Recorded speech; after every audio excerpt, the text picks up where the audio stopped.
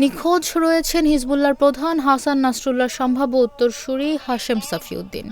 লেবাননের ৩টি সূত্রের বরাত দিয়ে শনিবার এক প্রতিবেদনে এ তথ্য জানিয়েছে বার্তা সংস্থা রয়টার্স। একটি সূত্র জানিয়েছে, গত সপ্তাহের শুক্রবার বৈরুতের দক্ষিণের এলাকাগুলোতে ইসরায়েলের ব্যাপক বিমান হামলার পর থেকে সাফিউদ্দিনের সঙ্গে যোগাযোগ করা যায়নি। আর অন্য সূত্রগুলো জানিয়েছে, অনবরত ইসরায়েলি হামলার কারণে ওই এলাকার ধ্বংসস্তূপগুলোতে উদ্ধার অভিযান চালাতে পারছে না উদ্ধারকর্মীরা।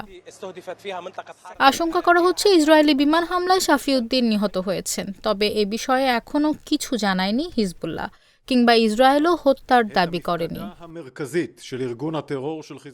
ইসরায়েলি হামলায় হাসান নাসরুল্লাহর মৃত্যুর পর নেতৃত্ব শূন্য হয়ে গেছে লেবাননের সশস্ত্র গোষ্ঠী হিজবুল্লাহ। এর আগে নিহত হয়েছেন সংগঠনটির অপারেশনস চিফ ইব্রাহিম আকিল ও শীর্ষ কমান্ডার ফুয়াদ শুকুর।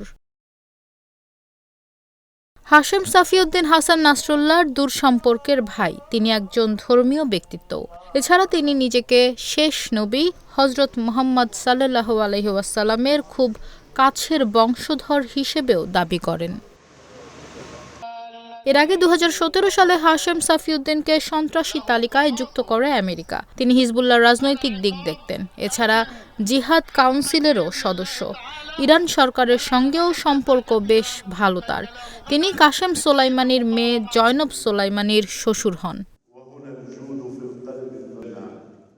নাসরুল্লাহর মতো সাফিউদ্দিনও একজন আলেম, যিনি কালো পাগড়ি পরেন। সাবেক হিজবুল্লাহ প্রধানের সঙ্গে তার শারীরিক সাদৃশ্যও রয়েছে। নাসরুল্লাহর উত্তরসূরি হিসেবে তাই হাশেম সাফিউদ্দিনকে বিবেচনা করা হতে পারে বলেই মনে করছেন অনেক বিশ্লেষক।